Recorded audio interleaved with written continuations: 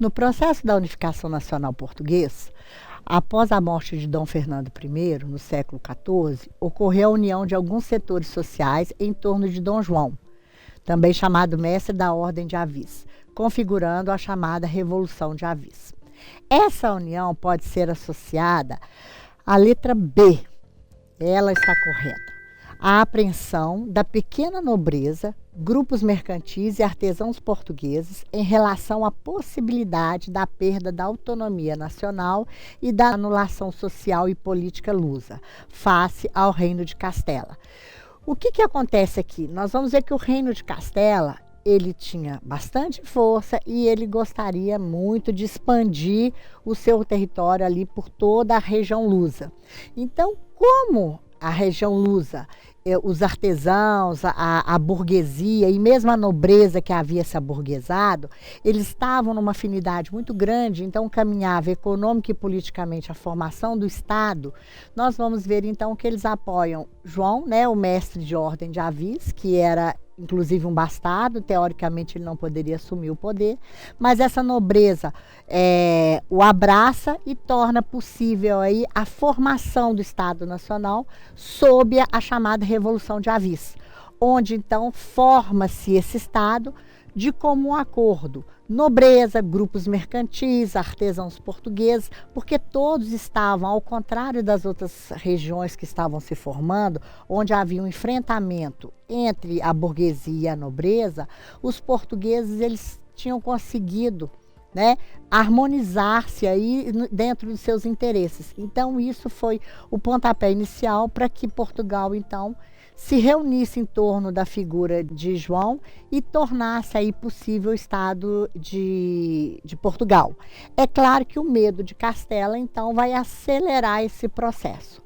Portanto, as demais letras estão erradas. Na letra A, desejo da alta e da pequena nobrezas latifundiárias portuguesas de formar a União Ibérica.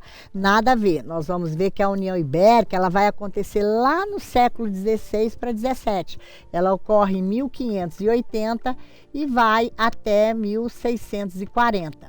Portanto, ela vai marcar o fim da Revolução de Avis ou da posse da família Avis aí, descendentes de João, aumentando o número de camponeses e servos disponíveis para produzirem dentro do regime feudal. Não, nós vamos ver que o regime feudal ela acaba aqui praticamente com a Revolução de Avis e a União Ibérica nós vamos estar em pleno funcionamento do mercantilismo. Então essa questão também ela está toda errada. Na questão C, preocupação das camadas populares rurais em garantir acesso à terra, de modo a permitir a manutenção e ampliação da economia de plantation. Nós vamos ver que não. Essa economia de plantation vai ser uma característica das ocupações além mar, ultramarinas. Então, nas grandes navegações, nós vamos ver que a posse ibérica da América, eles vão criar esse modelo de economia mercantilista através das plantations, né?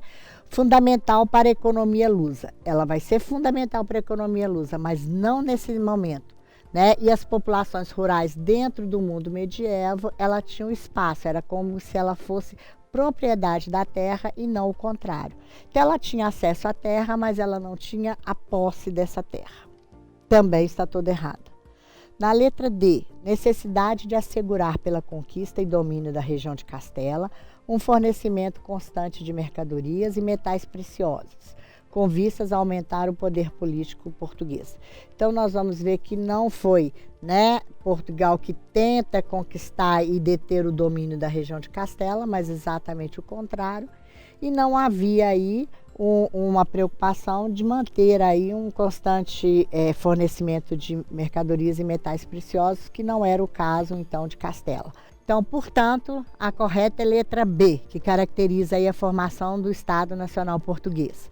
A apreensão da pequena nobreza, grupos mercantis e artesãos portugueses em relação à possibilidade de perda da autonomia nacional e da anulação social e política lusa face ao Reino de Castela, leva então à formação do Estado português sob a tutela de Dom João.